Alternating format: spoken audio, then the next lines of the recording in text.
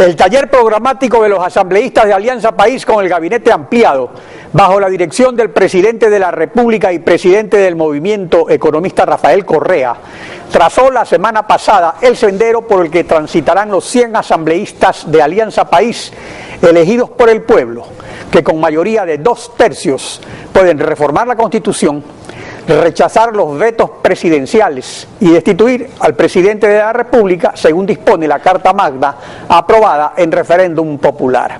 El asambleísta electo por Guayas, Raúl Patiño, es nuestro invitado. Buenos días, bienvenido a Contacto Directo. Encantado de saludarte, Alfredo. Igualmente, a ver, comencemos. El sábado 10 de noviembre del 2012, en el Estadio del Lauca se realizó la Convención Nacional de Alianza País, donde se anunció las listas de candidatos a asambleístas. Y el vicepresidente Lenín Moreno les tomó el juramento de lealtad, trabajo y generosidad, así se llama, que contiene 10 mandatos, entre los cuales destaca el de sujeción a la directiva nacional del partido. Recordemos la toma del juramento por el vicepresidente Lenín Moreno. Veamos.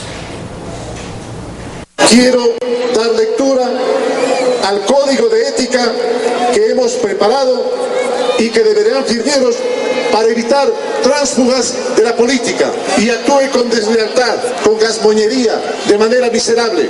Juramos cumplir las decisiones de las instancias de dirección del movimiento, privilegiar el interés general y respetar las decisiones mayoritarias. La mitad de los asesores de los señores asambleístas electos se conformarán en un equipo conjunto según las necesidades programáticas. Aportar de manera militante, óigase bien, no se hagan luego los desentendidos, de manera militante, transparente y obligatoria, con el 5% de la remuneración para el sostenimiento de la actividad del movimiento Alianza País. El incumplimiento de este código de ética por parte de cualquiera de los asambleístas faculta a la Dirección Nacional del Movimiento de País a revocar el respectivo mandato.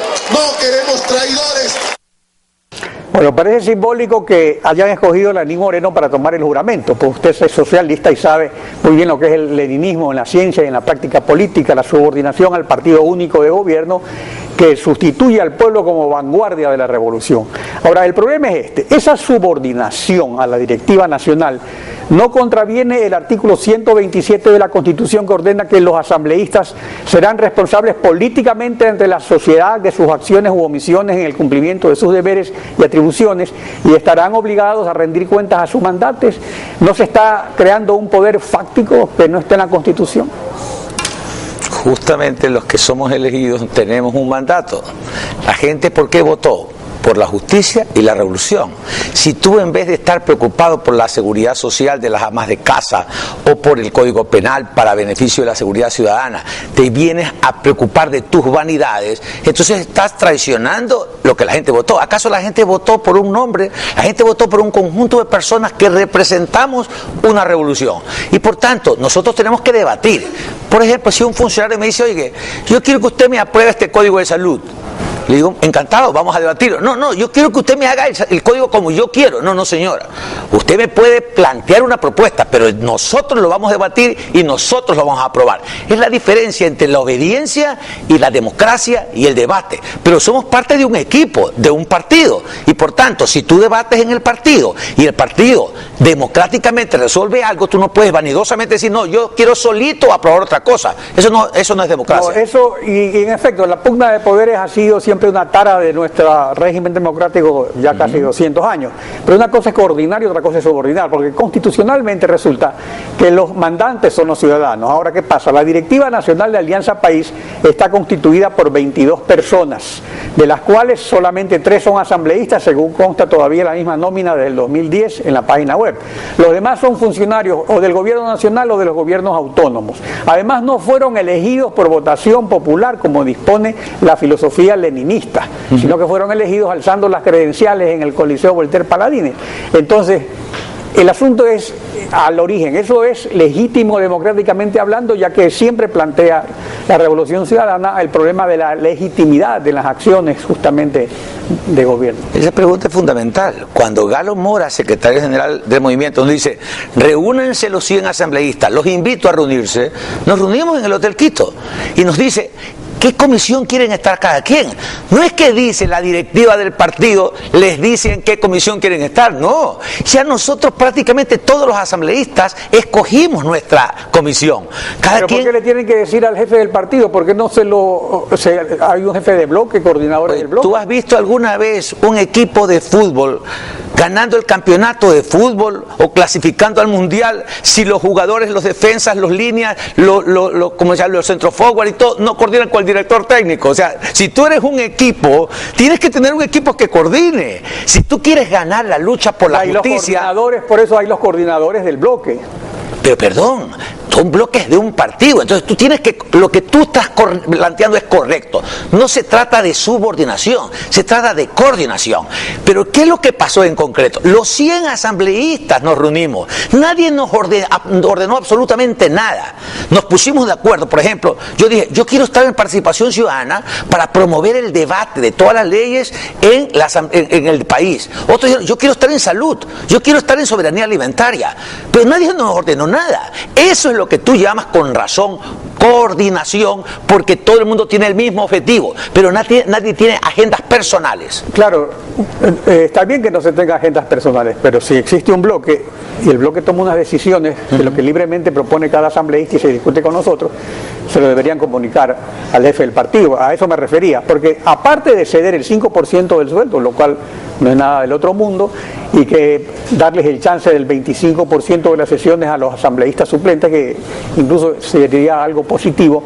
Sin embargo, hay un detalle, que es esto de tener un asesor que será nombrado por los asesores de la directiva nacional, que es un tanque de pensamiento, según lo llama el presidente Correa, que tiene que diseñar el futuro del proyecto político. A ver, usted ha sido antes legislador, conoce las carencias de la función legislativa, y que ese ha sido siempre un problema justamente para el tratamiento de las leyes. ¿No cree que lo correcto es que se fortalezca la Asamblea Nacional con asesores de alto nivel que sean de la función legislativa y no una especie de decanes personales de los asambleístas para seguir en sus pasos? Porque eso ya existe desde la partidocracia, porque tenían 2, 3, 4 asesores. Pero usted tiene razón, pero ¿qué es lo que se acordó en el taller? A ver. No es que un funcionario nos dice quiénes son nuestros asesores, no, para que aumente la calidad de los asesores, los asambleístas hacemos propuestas para que haya asesores no solo personales, no solo asistentes, sino asesores especialistas en temas ambientales, económicos, de salud, etcétera. O sea, vamos a tener un equipo de asesores mucho mayor.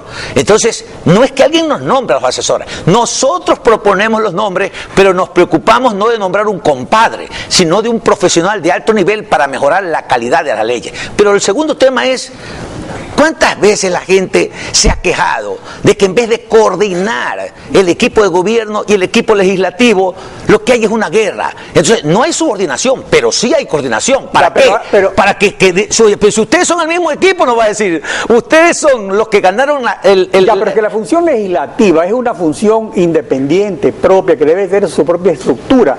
Entonces, según lo que se ha resuelto públicamente, o sea, no es ningún secreto, lo resolvieron en el Estadio del Lauca, lo han vuelto a tratar ahora, no públicamente, pero se conoce, trasciende lo que se ha resuelto, es que haya un tanque de pensamiento. Así lo decía ayer Rosana Alvarado, son asesores de la directiva nacional. No. Son esos asesores de la directiva los que van a nombrar estos asesores personales. No, eso es un error. Es asesores del bloque, pero no solo asesores que trabajan de manera personal con los legisladores, sino que trabajan con los legisladores en su conjunto para que se preocupen de la calidad de las leyes. Pero los proponemos nosotros. Raúl Patiño, por ejemplo, para tratar los problemas de participación ciudadana.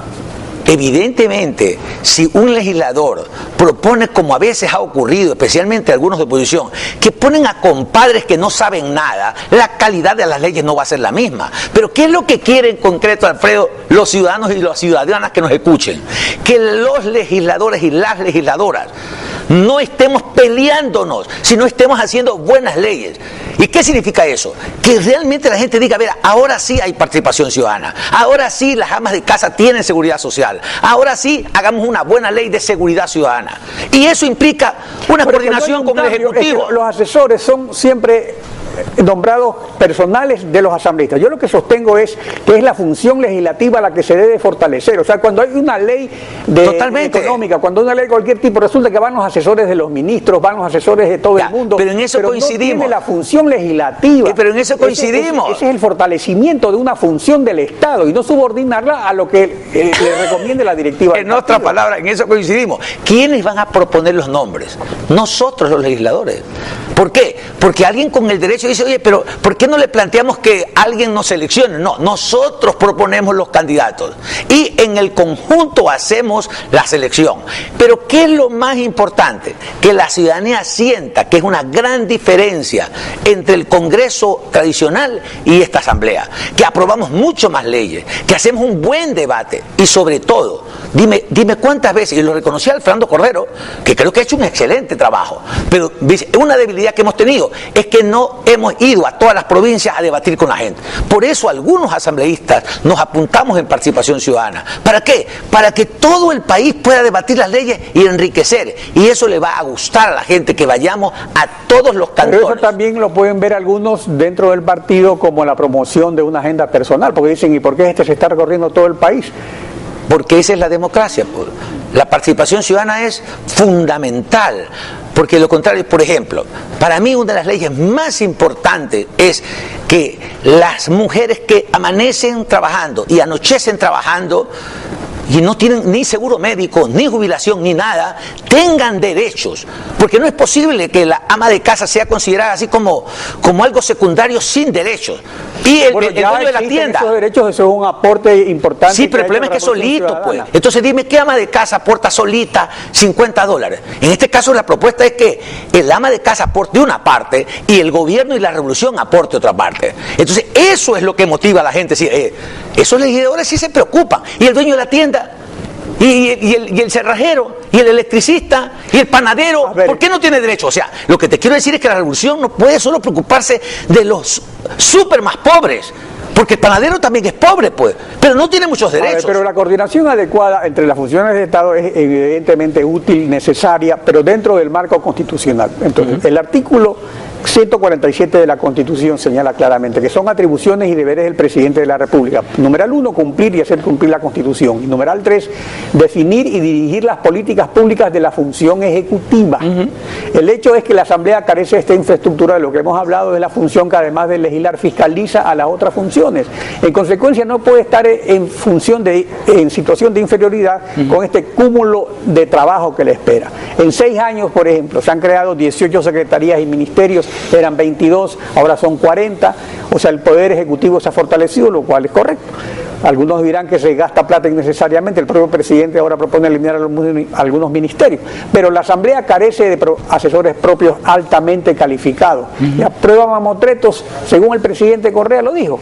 Recordemos exactamente qué dijo el presidente Correa sobre un proyecto o un anteproyecto propiamente dicho que se estaría tramitando dentro de la Asamblea. Yo no he conocido este proyecto. Ante tanto rumor, pedí ya el proyecto. Lo he revisado. Les han dicho que se va a eliminar el ISFA. Artículo 31. Las aseguradoras son entidades públicas, con personería jurídica, con patrimonio propio, con autonomía administrativa y financiera, responsable de recaudar las aportaciones y contribuciones a fin de cubrir las contingencias establecidas por la Constitución y por la presente ley en beneficio de sus asegurados. Las aseguradoras son las siguientes: el Instituto Ecuatoriano de Seguridad Social, IES, el Instituto de Seguridad Social de las Fuerzas Armadas, IFA, el Instituto de Seguridad Social de la Policía Nacional, ISPOL, y el Instituto Nacional de Protección Social, INPS. Lo dice textualmente la ley, que lo que sí quiere hacer este proyecto de ley es romper el corporativismo en el IES, un modelo donde hay un representante empleado, un representante de empleadores, un representante de empleados y un representante del sector público. ¿Qué sentido tiene? Históricamente, ¿qué ha producido ese corporativismo? Pero esta última parte, ahí sí hay un problema, porque es correcto que se respete al ISFA, pero resulta que en el IES se va a suprimir a los representantes de los empleadores y de los empleados. Entonces, ¿qué ocurre? Que eso es un estándar internacional, eso existe en la Organización Internacional del Trabajo, eso existe en todos los países, está reconocido en Estados Unidos, en Cuba. ¿Por qué? Porque los dineros del Seguro Social son dineros privados, dinero de los empleados públicos y privados. Usted ha estado trabajando en este proyecto, me comentaba hace unos días. Entonces, ¿cómo es esto de que se va a eliminar el corporativismo? O sea, de representantes de empleadores y empleados, y va a haber solo representantes del gobierno para manejar los dineros del IES, cuando la Constitución establece que ninguna institución del Estado puede intervenir en el manejo de esos dineros. Ese proyecto todavía no llega a la Asamblea ni a los legisladores, pero lo cierto es lo siguiente. Te pregunto, si la gente no estuviera contenta con lo que estamos haciendo, ¿por qué en el 2009 3,5 millones de personas votaron por nosotros y ahora votaron 5 millones? O sea, algo debe estar bien. Por supuesto, para que 1,5 millones de personas más no votaran por la revolución. Claro. Entonces, si es que la gente está contenta con la lucha por la justicia, ¿qué tenemos que hacer nosotros? Hacer un equipo, pues. Yo no puedo hacer un proyecto de ley y no preguntarle al ministro de Finanzas si hay plata para eso, pues. Yo no puedo hacer un proyecto de ley. Estoy refiriendo a la cuestión específica del corporativismo, de la representación de los tres sectores. Incluso eso existe para el aumento de salarios. Todos los años, ¿qué ocurre? Hay los tres sectores, si no se ponen de acuerdo empleadores y empleados, lo aumenta el gobierno. En la organización del trabajo ocurre igual. Todo esto se maneja de esa forma. O sea, eso no es un invento de la partidocracia, eso es una cosa que se practica a nivel internacional, en Cuba, en Estados Unidos, en todas partes. Ya, pero lo que te quiero decir es que ese proyecto todavía no nos llega. ¿Qué es lo importante para nosotros? Cuando nos llegue el proyecto lo debatimos, pero lo fundamental para nosotros es que el pequeño comerciante, el que vende cola en vaso, o el panadero o la ama de casa tenga seguridad social. No es posible que un pequeño porcentaje de gente tenga seguridad social o servicio de salud y la mayoría absoluta, Alfredo, no está hablando de un pequeño porcentaje, la mayoría absoluta de los ecuatorianos trabaja desde los 20 hasta los 60 y no tiene seguridad social, no tiene jubilación antes a Estados Unidos. Todo el mundo hasta que se jubile, todos esos dineros van al IES. El IES obviamente debe administrarlos bien, pero ¿qué ocurre? Si en la administración de esos dineros, que ahora van a ser mucho más porque se van a jubilar todos, hasta los trabajadores autónomos, es decir, que va a haber muchísimo más dinero, solo va a intervenir el gobierno, eso es lo que no estaría correcto, pues. No, pero lo que te quiero decir es que dime si no ha mejorado el seguro social. ¿Qué es lo que esperamos nosotros? Hacer una ley para que mejore más, para que haya más servicio. Ahora, antes, ¿tú te imaginas el seguro social? No. Definitivamente no. Ahora tú dices, me imagino, por ejemplo, la empleada de mi casa cada vez que va al seguro y pide una cita por teléfono, se dan después de 3 meses. Sí, pero ¿qué? O sea que yo no sé qué es que Oye, yo conozco un señor que no simpatizaba en absoluto con Correa. Casi se muere del corazón. Y le dijeron el seguro, ¿sabes qué? Aquí no hay cómo, váyase a la clínica Kennedy. Ahora es correísta a muerte. ¿Por qué? Porque se da cuenta que ahora su vida está protegida. Porque hay un convenio para que la seguridad social funcione o en las instituciones del seguro o en cualquier clínica privada. Dime si no es el derecho de la gente a no morirse y no siente la gente que ahora funciona mejor. ¿Qué es lo que queremos? Que ahora todavía tenga más derecho a la gente. No, de eso no estábamos hablando es de este asunto fundamental que es de carácter legislativo. En todo caso, eso es todavía un anteproyecto, se convertirá en proyecto y en su momento lo analizaremos aquí en Contacto Directo.